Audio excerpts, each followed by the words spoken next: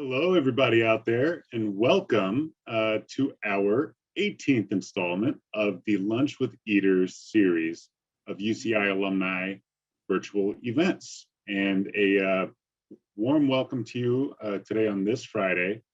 This is a monthly virtual lunch and learn program built specifically for the UCI alumni and friends community. So we're glad you found your way to us and have a very exciting program for you today. Before we get into the program, I want to first introduce myself. I'm Jeff Menhas, Executive Director for Alumni Relations at the UCI Alumni Association. And I'll walk you through some event logistics and announcements before we get into the meat of the program. We have an hour today, and the last 15 minutes of the event are going to be reserved for Q&A. So we want to engage you as much as possible. But for now, another resource that I wanted you to know about, we have an incredible online resource called the Anteaters Go Virtual website. It's full of resources for you to feel connected and engaged with fellow alumni in the university. We have downloadable content. We have our upcoming events calendar, plenty of recordings of past events. As I said, this is our 18th Lunch with Eaters feature. So lots of content for you to enjoy virtually, no matter where you are in the world, part of our alumni network of more than 206,000 anteaters, because we're in this together. So for this event, everyone is muted in order to eliminate background noise and interference. Everyone, though, we don't want you to be muted all the way. So feel free to engage, interact, talk amongst each other in the chat box within this Zoom. And then, as I said, we're going to be collecting questions throughout the event in the Q&A box. So please do, early on in the program, middle, late, as we get to that 12:45 marker, submit your questions, then we'll circle back and get to as many of them as we can in the last 15 minutes of the event. All right, so that's it. Now, I would like to introduce our featured speaker, who we're very excited to have join us today, and that is Amy von Kaenel. She is the founder and CEO of Volunteercrowd and mother of 3 boys, 23, 18, and 15. Between her 2 oldest sons' graduating years in 2015 and 2020, she saw the hyper-competitive pursuit of higher education take on a life of its own. As expectations about student performance rose, so did the rate of anxiety, depressions, and deteriorating mental health.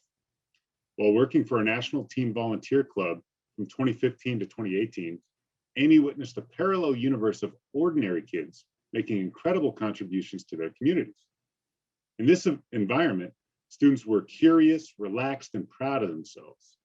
For their efforts, students received a single recorded metric, total hours. One number didn't begin to characterize each student's impact or future potential, excuse me.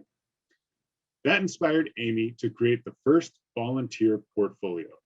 Amy launched Volunteercrowd in 2019 to provide comprehensive volunteer resources to all students.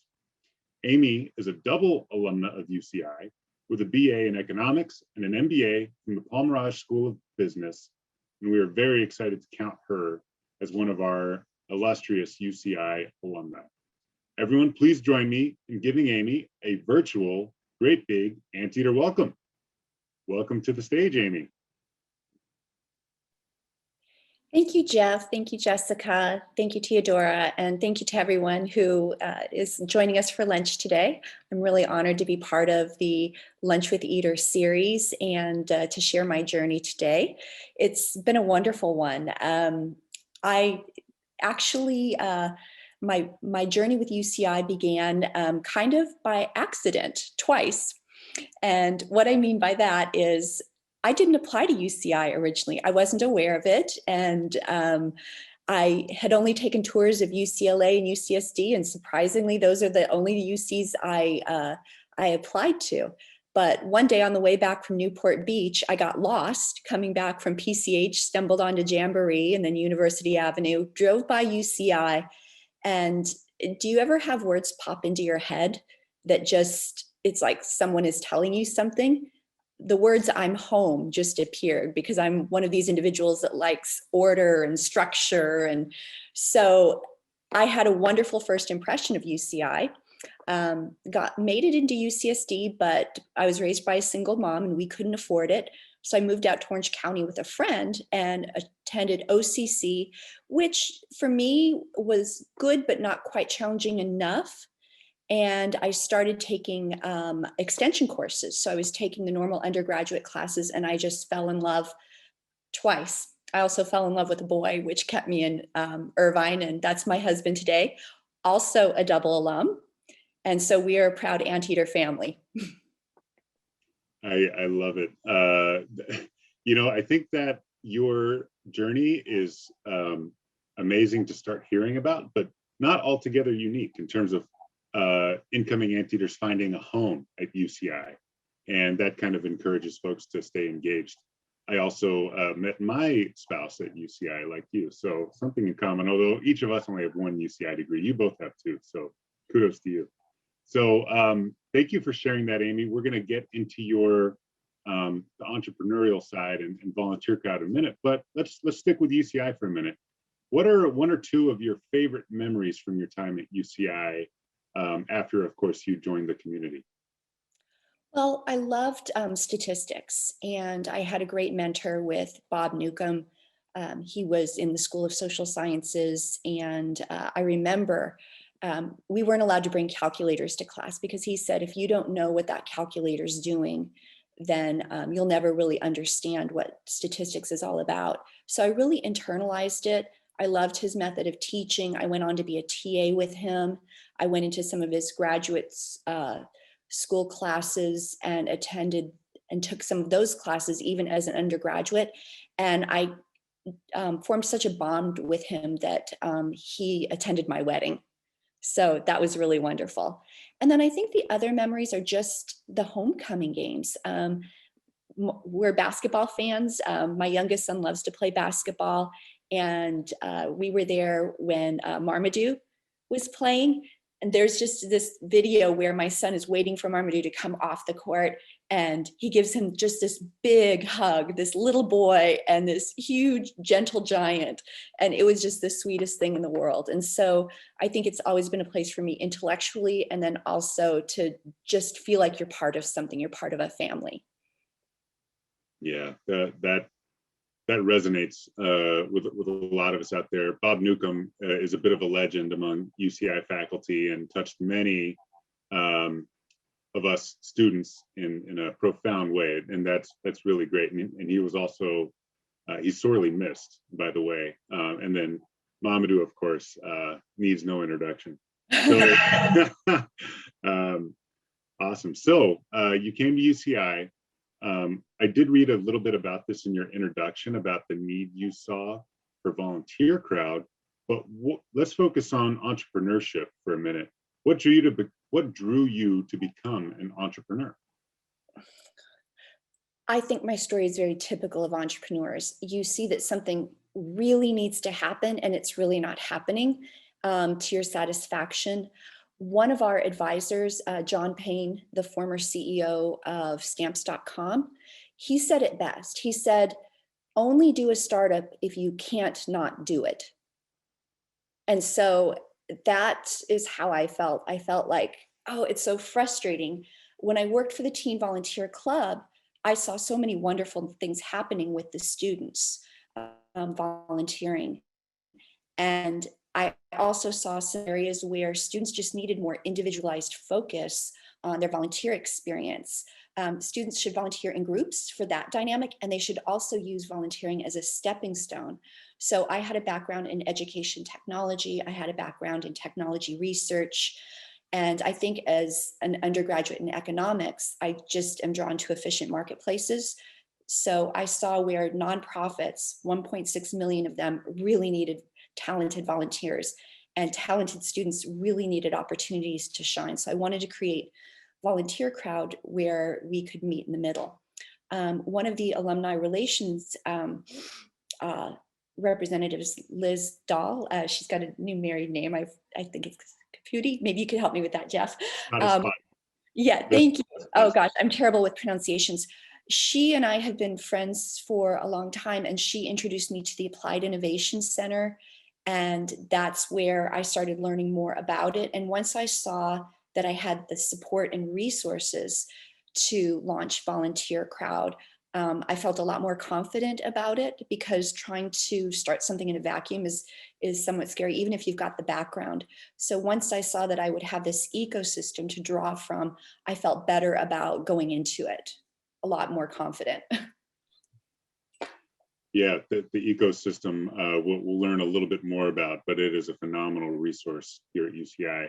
Now you have gone through that and emerged as a great success story. You have a number of accolades now, which your public profile is really impressive. Are there any that you would like to share, or any that you'd like us to share? Some of where this has taken you so far? I think the one that, and thank you for that. I mean, I feel like our book is still unwritten, and as it always is with a startup, but I'm really pleased to see that, we made it through a rough year. I think what's especially important to me is the Innovation Award for Women of Influence from the Irvine Chamber of Commerce.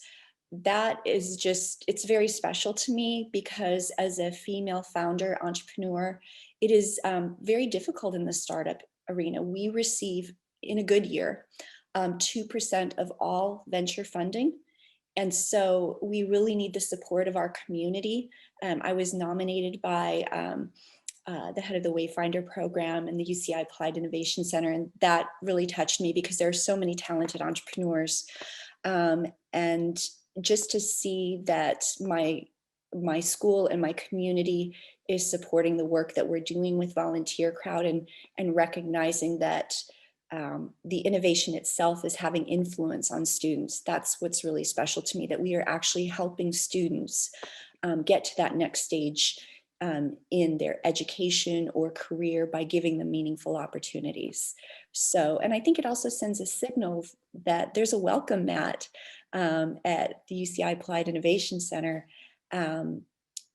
for female founders, that they wholeheartedly embrace, encourage, and support female entrepreneurs. And so I would encourage any entrepreneur and some of my female founder counterparts and future counterparts to really take a serious look. Absolutely, and that is very impressive, by the way, Amy, but lots to take advantage of. So why don't we learn a little bit more about it? You mentioned UCI Beal Applied Innovation, and then you also mentioned the Wayfinder program as part of UCI Beal Applied Innovation. Can you tell us a little bit more about the Wayfinder program? Sure. Lots of accidents in my journey here. I actually started off in the new venture competition and took first place for the social enterprise track. And as part of that journey, they said, you should apply to the Wayfinder program. And it's interesting, because I had received mixed messages. Someone said, well, you're too far along. And everyone's got different opinions, but by the time I applied, I already had an MVP, minimum viable product. And so I had an app and a website and a service out in the marketplace. A lot of my counterparts in the Wayfinder program, they started at a much earlier stage, where they were still forming their legal entity. They were still working on logo design, launching a website, reserving those social media channels. But I did apply and I made it in, and I can say wholeheartedly that it is an incredible program, no matter what stage you're in. The UCI Wayfinder program, it's an incubator. And so I was able to stay in for, and still am in, for an extended period of time. And so the needs that I had when I joined in the summer of 2019 are very different. The subject matters are timeless. For example, you're always thinking about accounting. That point in time, I was thinking about accounting for a consumer-based product. Now I'm getting into a SaaS-based enterprise product. And so I have a lot of education in front of me, and I also have the resources at the Wayfinder program, where I can say, look, I need to really understand the tax implications. Can you refer me to someone? And I haven't stumped them yet. Every time I ask for help, it seems like there's a resource there. The same with legal. You're always changing your terms of service. The times are changing. And especially in my sector, where students went online in the tens of millions, that really caused the industry to think about privacy. And so we're expecting a lot more in terms of regulations and privacy with students. And I have those wonderful resources at UCI. Yeah, lovely. So we're going to learn more about the Wayfinder program momentarily and what makes it unique. But this is a good transition. So everyone in the audience, get back onto your Zoom because we have a question for you. We want to know, is anyone in the audience interested in starting your own startup, being an entrepreneur yourselves? Just a quick yes or no. We'll give you about 10 seconds to vote here in the poll.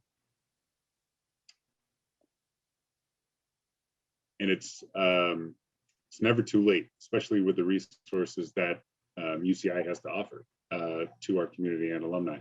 Looks like 71% of you are interested in forming your own startup. So that's great to hear. I think you're in the right place. So Amy, can you tell us a little bit more about the differences between your experience at the Wayfinder program incubator versus a traditional accelerator program that one might find in the community? Sure. I've heard of a few different accelerators. Going as far back as 2016, I attended a social enterprise accelerator when I worked for the Teen Volunteer Club. They tend to be lockstep and very structured, which is great. And they tend to cover everything you would need to know about a startup, or they'll focus on a vertical such as education, or they'll focus on a specific subject matter like getting funding. And so they tend to have a start date and end date and lots of great participation. I would encourage individuals who are interested in doing a startup or currently doing a startup to attend multiple accelerators because they all have their different personalities and they all have their offerings. With the Wayfinder program, we do have that structure. We do have regular presentations and the ability to participate. We have the networking that's incredible, but we also have the ability to, as I've done, draw from the different resources and areas of expertise. So it's almost like you can design your own ecosystem with the Wayfinder program, because my needs will be a lot different from a fintech startup or one that's focused on health. And it is wonderful. The Wayfinder program is just one aspect of the UCI Applied Innovation Center. They've got the SBDC there, which has been instrumental during the pandemic in helping startups get grant funding. The SBIR grants, getting a lot of great information and support on that. So I would just say the breadth of the Applied Innovation Center is wonderful, and the Wayfinder program is one aspect of that. You're right. It's an entire ecosystem, and having not just Wayfinder, but all the other resources you mentioned make it a very unique space. So now let's focus on you and Volunteercrowd. How did this company come to be? So I had mentioned that my background was in technology research. I worked for Pearson and a number of other ed tech companies and technology companies like HP, CA, IBM. I'd be hard pressed to name one that I didn't do research for. I just fell in love with the space. At that point in time, I had young children in school, and it was just fascinating to me to see the influence of technology in the classroom. After about 12 years, I got antsy to get my hands dirty and actually work with the technology instead of just researching it. So I joined a startup named Thrively, which matched students to extracurricular activities based on almost like a personality assessment.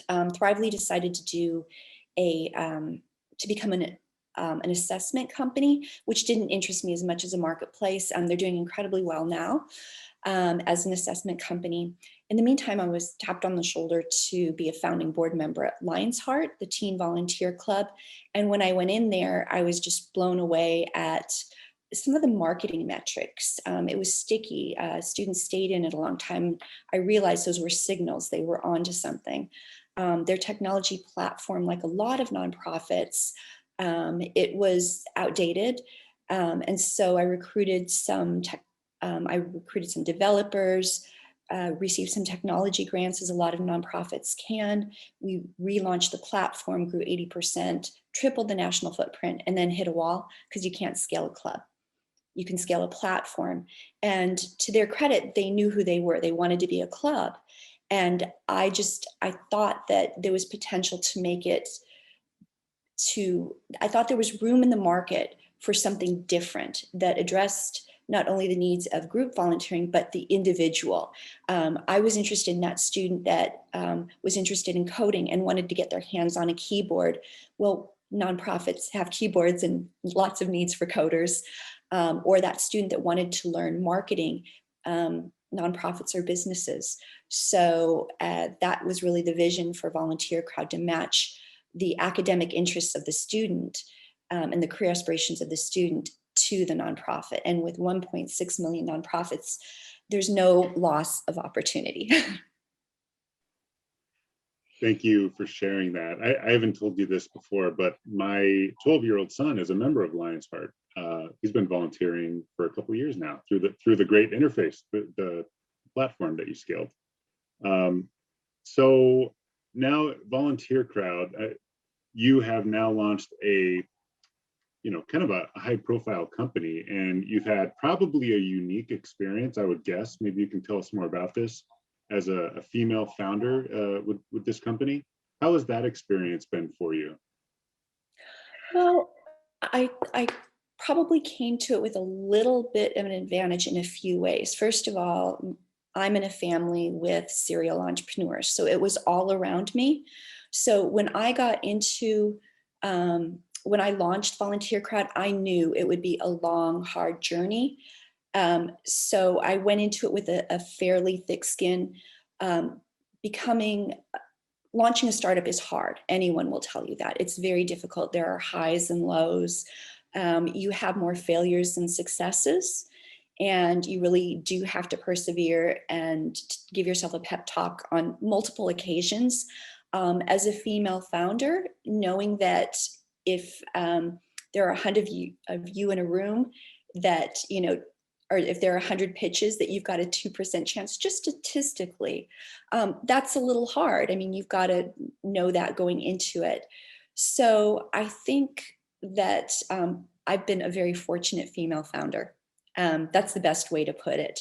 And I feel strongly about helping other female founders as well. And I feel strongly about encouraging UCI to keep doing what it's doing, because it's certainly made it a lot easier. For example, my husband, who's had many, many startups, he's never had the level of support that I've had. And so he looks at my experience with a little bit of envy, saying, we didn't have this. We had to just go out and figure it out. So again, a very fortunate female founder. Absolutely.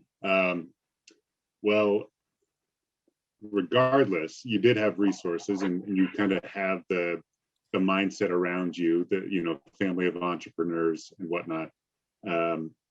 Still have lots of challenges, right? You said it's always hard starting anything up. Maybe you could touch on what some of those challenges were as a newer startup along the way. Well, I think one of the quotes that means a lot to me is, on the days where I feel like, oh, this is so hard, my husband said, you can't fail at something that's never been done before.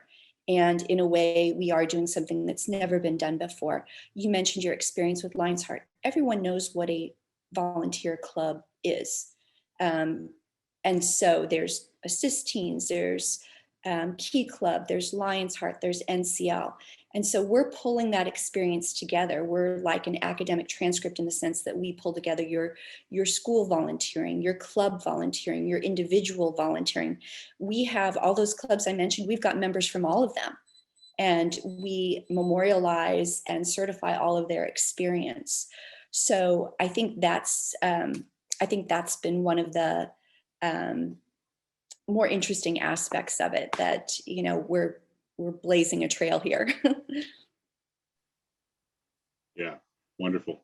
So I'm going to take a little pause just to remind folks in the audience to submit questions again in the Q&A box here in Zoom, and we'll come back to those and get your questions, because I'm sure you all have different inquiries about your own entrepreneurial ambitions. Okay, so maybe Amy, you can talk where you are now, the momentum you have, and what to look for going forward in this venture, and anything else that you may have. Okay, and I did bring a few things to share. Maybe it might be helpful to show just the journey and where we're going next. Sure, we'll pull those up right now. Sure. Just a moment. And I know I've spoken a lot about the journey, and so I just wanted to share a little timeline to give individuals a sense. I think we've got to back up two more. Oh, there we go. Okay, well, first of all, so you have a visual. We take the volunteer experience and we pull it all together. Today, a lot of students will Google their volunteer opportunities or go on a directory that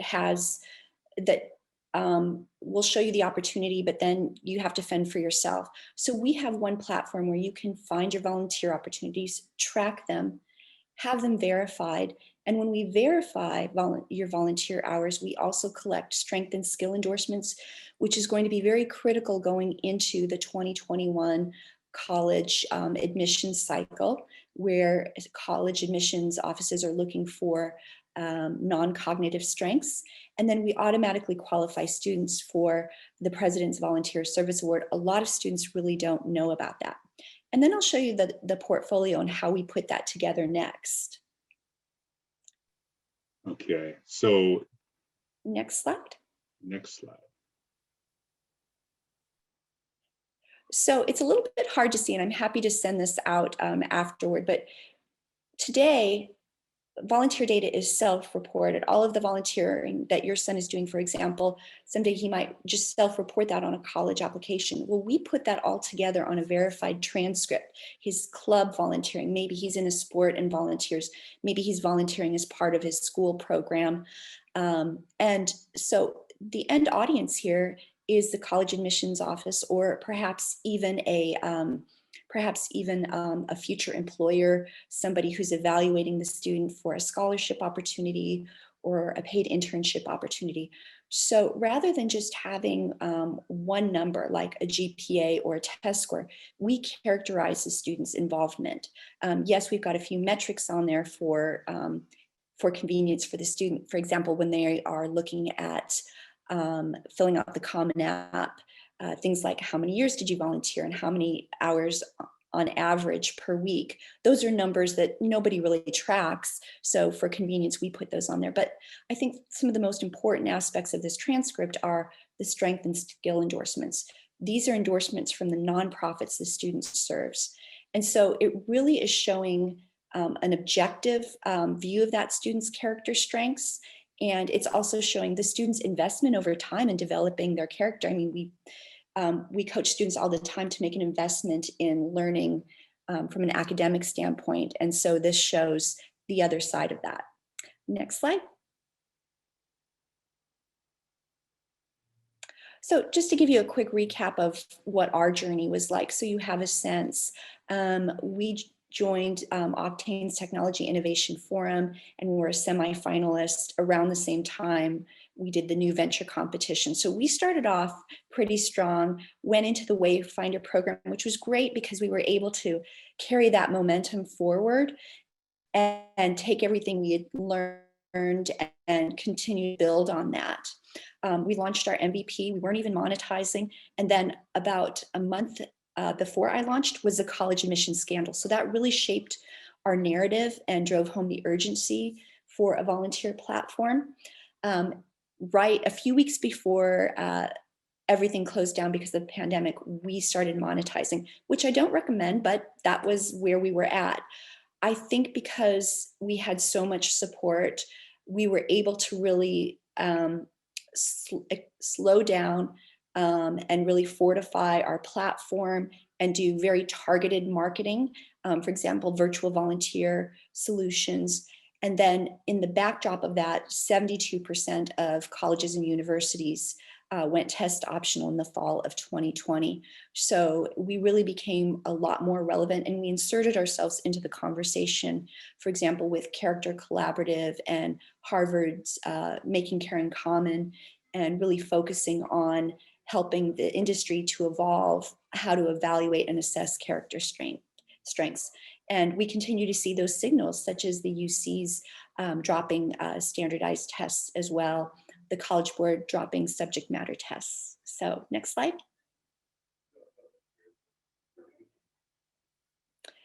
And so here, this has been all of the things that we've been able to take advantage of at the Wayfinder program.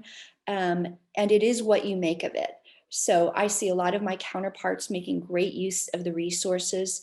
I have a group of innovation advisors that I work with, and I turn to whenever opportunity knocks or I get stuck. And what's nice is that they've been in your situation, so you can say, hey, I'm really stuck, or I tried something and it's just not working. Can you bring in a fresh perspective? And then I had mentioned the SBIR and STTR application. One thing that's been really wonderful for me is the UCI Law School. The second year students do their capstone projects. And so we've been able to get pro bono consulting, and it's been wonderful to shape some of our policies in terms of service and privacy policies. And then the workshops, I'll drop in even if I've attended it before, because I'll hear something different.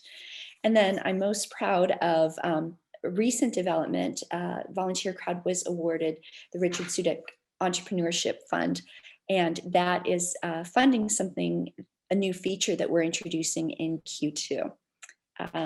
We also engaged in the I-Corps customer discovery interview, and that helped shape our product offering.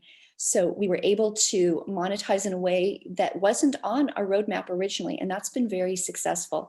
So I recommend that if you're interested, that you try all of these different avenues. Okay, and last slide. So about that grant, this is a list of what colleges will be looking for in the 2021 admissions cycle and beyond. And where you see the check marks, that's what Volunteercrowd is able to offer. So we're really excited about this. We're excited about the funding and support that we've received from UCI.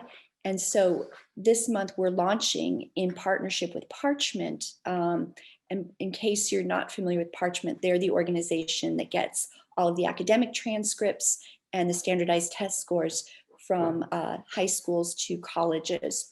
But we're launching letters of recommendation. We already have the character-related evidence in the transcript and the digital portfolio, and we're also launching digital badges. So students will be able to put their volunteer transcript on LinkedIn just like a credential. So just like you received a Salesforce credential or a Google Cloud Services credential, in other words, a technical skill, you'll also be able to put your Volunteercrowd transcript there. So we're very excited about that. And that's all the news I've got right now. But like I said, Jeff, our book is still unwritten, so check back with me. Yeah, wow. So that really puts it in perspective. I've been taking some notes on some key points that you've said. But I'm struck by just how appropriate your company is, your product is for the marketplace. Talking about starting this and then the college admission scandal hitting, and then the standardized testing being dropped and subject matter tests being dropped by the College Board. Volunteercrowd covering 4 out of 7 holistic admissions considerations. My kids are younger than yours and all have college ahead, so I'm definitely going to get their profiles up and running. This is amazing. So one more question before we open it up a little bit wider. Are there any other takeaways for the audience that you wanted to convey? I know you gave us a pretty robust perspective, but maybe about being an entrepreneur, their ups and downs. Anything else you want to convey? Surround yourself with other entrepreneurs, because they'll understand. They've been in your situation, and they will give you the encouragement. They'll also be honest with you, and they'll tell you, hey, this just isn't going to work. And you need to hear that sometimes too, so that you don't waste your time. Fail early, fail often. I can't emphasize the early enough. But you need an ecosystem. You need to be around other people who are struggling and who are asking the same questions and who have made mistakes that you have yet to make and may be able to save you some time, who've had successes that you can draw upon, and just also future partners, future strategic partners, future business partners, future team members, because you'll notice that there's a gravitational pull at the Dahl Applied Innovation Center, and that you will find some of your future teammates there, and the individuals who will help shape the future of your company. Yeah. So the individuals at the Dahl Applied Innovation, they're experts in residence. There are all that slide you had with all the listing of resources that you benefited from, many of which are at Dahl Applied Innovation. Very impressive. And you're right. Your husband is right. The resources available to you and to us all, actually, as UCI alumni, as we get the word out, there are so many tools to help, improve your chances of being a successful entrepreneur. So thank you for sharing that. What an amazing story. Okay, so at this point, we're able to take questions from the audience, and I know we just learned quite a bit. So if you do have any questions, put them in the Q&A. I've got one here from Margaret Hammer, and she wants to know a little bit more about Volunteercrowd. Is there a fee for students to use Volunteercrowd? There is a fee.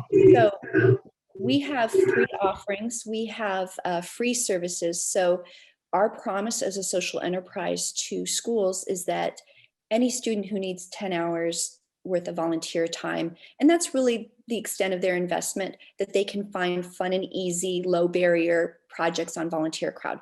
And so we put those volunteer projects up as part of our free program. For our premium programs, we have the Impact Member Program, and that's for the student that really wants to have kind of a college resume defining volunteer opportunity. Volunteer opportunities are really selective in some cases. What do I mean by that? You've probably got tens of thousands of students who want to go into the healthcare arena. We only have so many hospitals here in Orange County. They only have so many internships. So there's a lot of competition for those volunteer internships because those look really good on a college application. So we really source a lot of those opportunities. Some are exclusive to us because we're very well known now among some of these nonprofits. And so they'll come to us and they'll say, hey, we need some students who are very skilled in STEM opportunities. So that is part of our premium program, Impact Membership, Premium Opportunities, the Leadership Program, and also the tracking capability. It doesn't come with verification. Our College and Career Advantage Plan, that one is, oh, by the way, the Impact Member Program is $39 a year. The College and Career Advantage Plan is $99 a year. That comes with the verification services. So we can, as a third party, objectively say, yes, that student did verify. And it's important because we're seeing trends in the volunteer industry where that seems to be the next competitive wave, where people are trying to get a lot of hours. And so we're coaching students that you want to make sure that you're keeping an eye on the ball, which is the experience. So if we can verify the hours, we can ask for strength and skill recommendations, we can certify you for awards, and we can build your transcript. You also have a really good foundation then to ask for a letter of recommendation. You can put that credential in the future on LinkedIn. So the verification services just really fortify your college application. And that's $99 a year. Right. Okay. So a follow up on that, when do you at what age do you recommend, or are you seeing students start their, I guess, path forward on Volunteercrowd? Does it benefit to start at a certain younger age, perhaps than high school? I don't know. Well, we see students starting in middle school, but we don't put an age restriction. In fact, we just broadened it. And now we have an offering for employees who want to volunteer and build a service transcript. So we'll take someone in kindergarten. And why kindergarten? Because you can start earning the President's Volunteer Service Award at age 5. Not a lot of people know that. But what we recommend is start early, because what you want is you want for that student to kind of self-identify what they're interested in. For example, Jeff, any observations about what your son is interested in when it comes to volunteering? Have you seen like really take to something? Yeah, there have been a few he's done where they're basically assembling meals. The project, like the last project, was actually at a local church that we're not affiliated with, but it was definitely a volunteer project, and he liked doing that. And some other kids from his Lions Heart group were there. So he's done a couple like that, which he's liked. So that tells you a lot. It tells you he likes to work out in the public. He likes to work with other individuals. He may even like to work with his hands. Having 3 sons who have volunteered, one really loved working around elderly patients. He's in the healthcare track. He's applying to PA school. Another one loved children and animals and was really good about working with students with special needs. His first job was at a retail store, Zoomies, where he encounters a lot of kids and he's got a good rapport with them and the parents. And then my youngest loves to work outdoors. He wants to be a marine biologist. He wants to get his hands dirty, literally. So that's why in the beginning, you should start them and you should keep it open to any opportunity. By the time they get to sophomore, junior, senior year, you'll see it go like that, as it should, because students are getting a sense of what they like. That curiosity develops into a sense of purpose. That purpose develops into a sense of passion. And that's where you really see them run with it. They might become a paid employee of that volunteer organization. You never know where it will take them. Yeah, that's great. Thanks for sharing. But we have another question. But before we get to that, I had another follow-up. You briefly mentioned the applicability of Volunteercrowd for employees, and that got me thinking about post graduation. So, people who like to continue volunteering for whatever reason throughout their life. Do you have a market for them as well? Yes, we do. So right now we offer Volunteercrowd as a voluntary employee benefit. And because you mentioned post-graduation, we're working with a number of medical schools now for students who are having a hard time getting healthcare volunteer opportunities during the pandemic, which, by the way, it's opening up. But yes, a lot of employees will be thinking about that next opportunity. Let's say you've got an individual contributor who wants a managerial role. Well, they can take on a role as a leader in leading some initiatives with a nonprofit and leading a team. And then they can get that endorsement, the letter of recommendation, take that to their employer and say, look, I've proven myself here. And so that's how we see employees not only utilizing volunteering to become part of the community and feel like something bigger than themselves, which is very gratifying, but also to learn things that they don't necessarily have access to through their 9-to-5 job. Great. Well, that's wonderful for all ages, for everyone.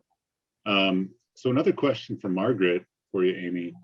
Do the organizations that benefit from the volunteers pay Volunteercrowd for those kind of referrals for projects?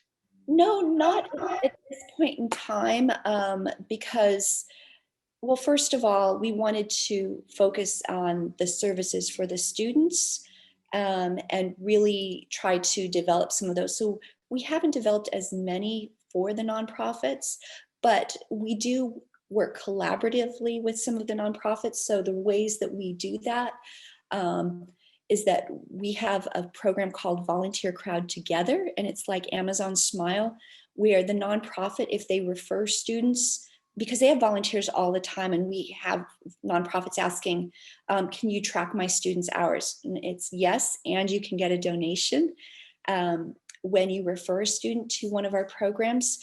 In the future, if we see a market for and needs for nonprofits, we may open that up. But at this point in time, we are just really focused on trying to get them the right resources and students who are genuinely interested in their cause, in their mission, and who can bring that talent set. And a side note on that, one of the byproducts of the pandemic, I think it's more of a silver lining, is that Generation Z really had an opportunity to shine.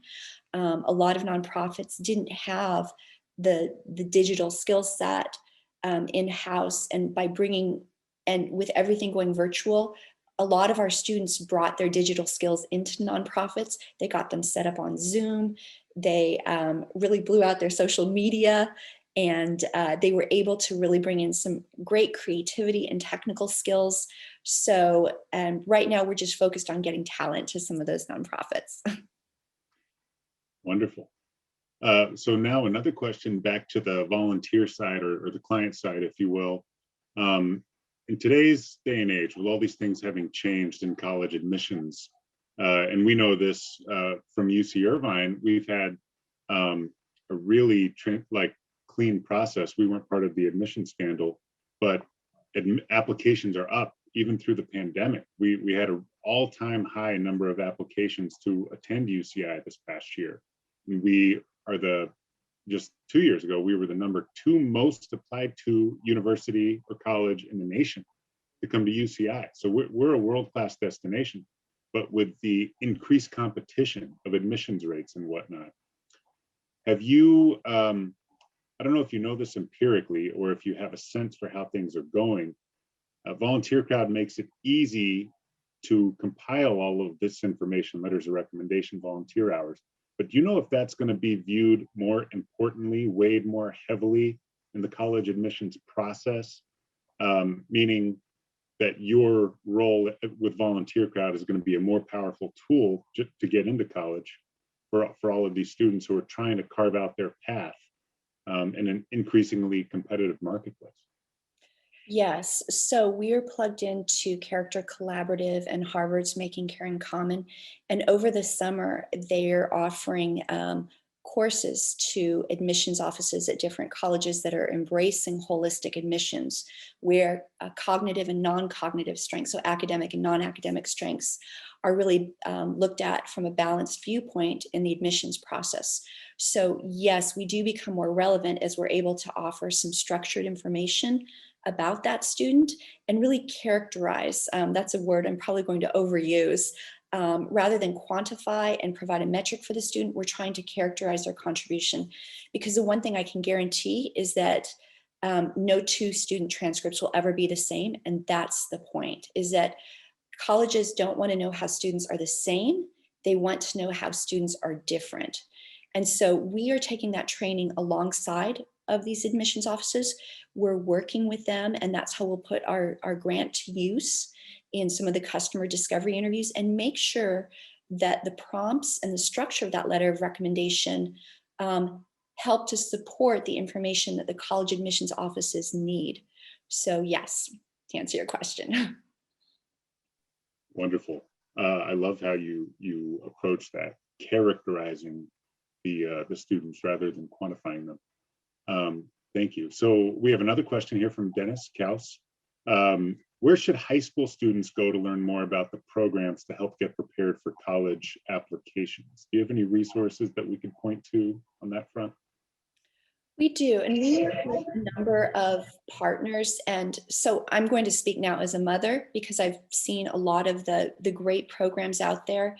One of the programs that I would put my son in because of who my son is and how he responds to people is we've worked with college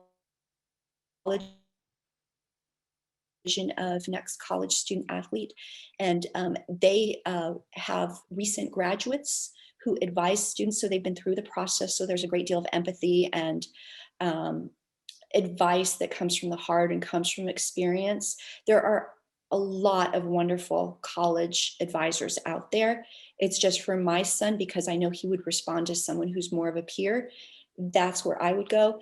But a good college consultant or advisor or school counselor will help you put volunteering in the context of the overall college readiness path. So we're a part of that, but we rely on the rest of the industry to really help the student shape that narrative and shape their profile for the colleges. Absolutely. Okay. So we have another great question about Volunteercrowd and what the platform does. Carrie Wrights asks, how do you evaluate the outcomes of volunteer positions or work that has been done? Or is that a part of the Volunteercrowd service? So we're here to facilitate the evaluation of that outcome, and it's a great question. So our job is really to collect all of that rich information about the student's contribution from the individuals who are there observing it, and to memorialize that as a permanent record for that student. We're not the consumers of that data. If you think about it, the future stakeholders are a college admissions office, whether it's graduate or undergraduate, a scholarship organization, even an employer. In the case of my middle son, when he's applying for a job, turning over that transcript and saying, here's what I've done. I didn't get paid for it, but here's a lot of my really good experience. So our job is to really work with those stakeholders and make sure that we are presenting that information in a way that they can digest very quickly. You probably noticed our volunteer transcript is very graphical. It's not metric heavy. And that's because I'm rusty on this number, but I think I was told at one point in time, a college admissions reviewer has 12 minutes to evaluate an application. So like that. So we made it so you can digest our transcript and get a strong takeaway within about 30 to 45 seconds. Yeah, that's very important to make that impression when college admissions offices are reviewing more than 100,000 applications. So it does boil down to time. Very good. So kind of a tangent to that, if you're a volunteer organization or a nonprofit or a company and you have volunteer opportunities, is there a place perhaps on the Volunteercrowd website where they can register opportunities? And I don't know if you answered this before, I might have missed it, but is there a cost for that? So for the nonprofits, it is free. You would just go to Volunteercrowd. If you look at our footer, it says find volunteers. You select that link and we ask you information about your opportunity. We review it. We've got students on our platform. And so we do have some guidelines. For example, we don't post things when it's just about fundraising. We want the students to give their time and their talent. Fundraising, there are other platforms that are better at that than we are. And so, yes, so we work with nonprofits in a variety of ways. And that's what's really nice, that we have some return nonprofits because our students are doing a great job. Wonderful. Okay, Amy, well, that takes us to the end of the hour. Unbelievably, this was a joy to learn more about both, of course, Volunteercrowd and this amazing company you've built, but also your process as an entrepreneur and your pathway. I want to leave folks with some absolute gems that you dropped on us in terms of advice and quotes. So a few things here. Only be an entrepreneur if you can't not do it. You can't fail at something that has never been done before. Surround yourself with other entrepreneurs and find your ecosystem. Fail early, fail often, and of course, try to make those failures early, I suppose. Lots of great advice that you gave us and the attendees today, Amy. So with that, I'm going to say thank you so much for lending us your time and expertise. It's been a joy to chat with you today. Thank you so much, Jeff. Theodora, I really appreciate the opportunity to come here and mix and mingle with other anteaters. Yeah, and we're very proud of you as a successful model UCI alumna. So everyone in the audience, please join me in a virtual thanks for Amy. And thank you all for joining as well. Amy, we look forward to seeing you. Of course, you're a big part of the UCI Beal Applied Innovation ecosystem. And in the news, as you mentioned, Orange County, or excuse me, Greater Irvine Chamber Women of Influence Award winner, just 2 weeks ago, I think it was announced. So congratulations once again for that. And thank you, Amy. Thank you so much. Thank you, everyone. Right. So everyone, we do have a final poll question. We just want to get a little feedback about this event for future events. As I said at the top of the hour, this is the 17th Lunch with Eaters event, and we're interested to know what else you want to learn about. We have very successful alumni like Amy in every field you can think of. So let us know what might be interesting to you, and we will try to address those in future virtual programs. Between all of the alumni programs, we're doing about 4 on average a week. And we have a huge library of recordings now since we've been doing virtual programs. So thank you for your feedback. Thank you again for joining us today. Our next Lunch with Eaters event is going to be The Art of Managing Up, featuring Geis Lee, and the date is going to be Friday, May 14th, just over a month from now, of course, from 12 to 1. We very much hope you will join us then. If you do have any further questions for us or for Amy, feel free to email us at alumni@uci.edu. We'll do our best to get back to you if you do have follow-up questions. And finally, this webinar was recorded. So if you would like to reference it, or if you'd like to share it, please go back to our UCI Alumni Association website and feel free to do so. It's one of many, many resources we have for you as our engaged alumni community. Thank you everyone for attending, and we look forward to seeing you next time. Have a great weekend.